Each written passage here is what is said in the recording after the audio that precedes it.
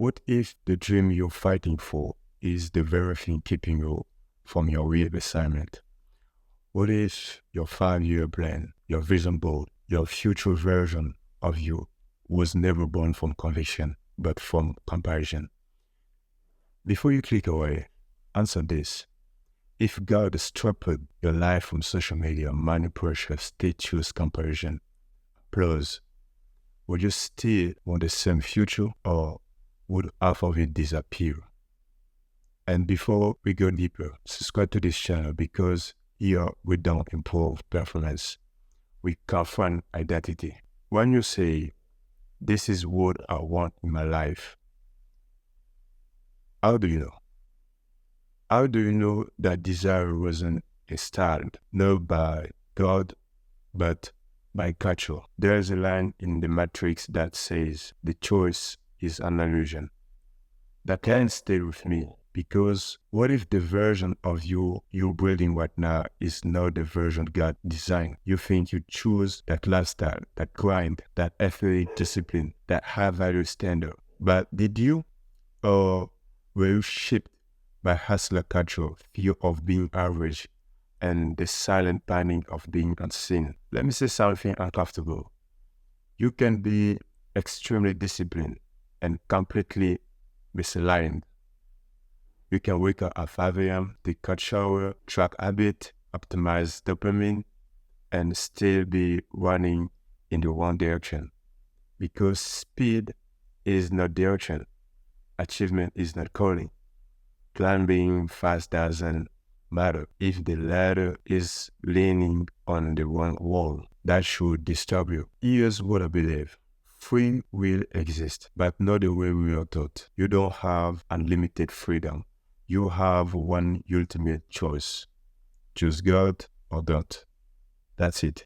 Everything else flows from that. If you choose yourself as the center, then yes, self-help makes perfect sense. Mindset is everything. You can do anything you put your mind to. Mind over matter, manifest your reality.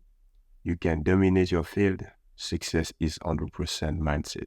And honestly, you can win. Money, influence, respect. You become your own God.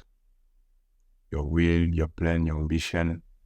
But here's the danger. You might win the world and miss your assignment. You can succeed on a mission you were never sent on. And nothing is more tragic than spending 10+ years perfecting a life God never assigned. Because remember, achievement is not the same as calling, and speed is not the same as direction. Let me ask you directly, are you chasing purpose or are you chasing validation? Because they look identical. Both requires discipline, both requires sacrifice, both look impressive, but one is obedience and the other is ego dressed as purpose. And ego is subtle. It doesn't scream, it whispers. You deserve more.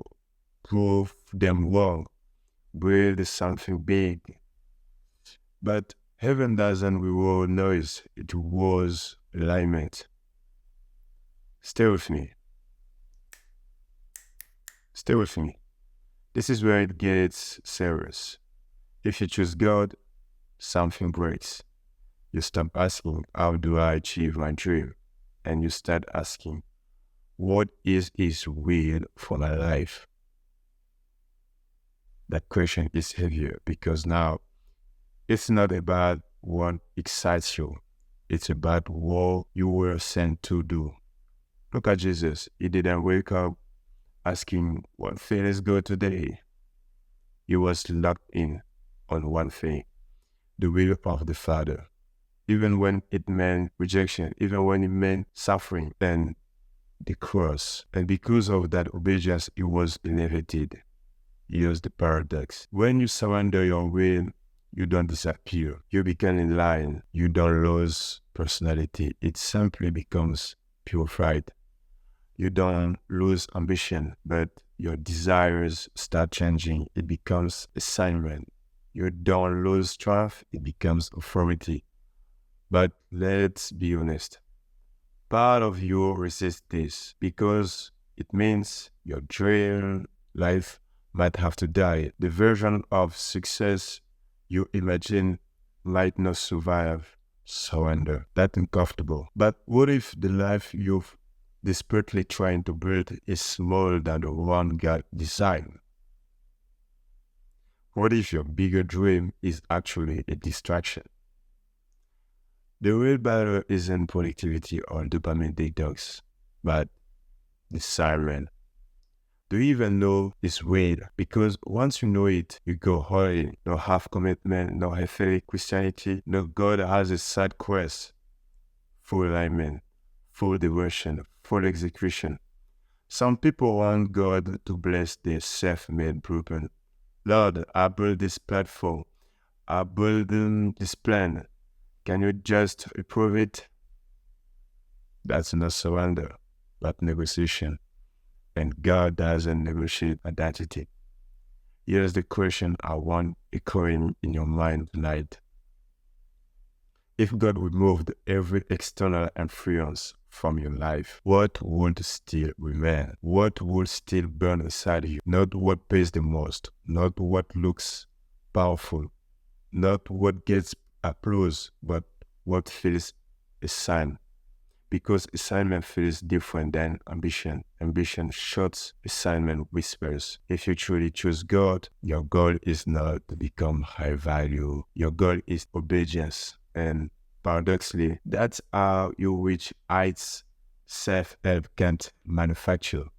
Not because you chase them, but because you were aligned. So maybe the real question isn't how big are my dreams, but whose will is shaping them. And if this message unsettles you, we good. That means something inside you is waking up. Subscribe to this channel because we're not here to inflate ego. We're here to refine identity. And if you're ready to go deeper into this shift, watch this next video. You don't need self-improvement as a Christian. Because maybe you don't need a better version of yourself. Maybe you need alignment. I'll see you there.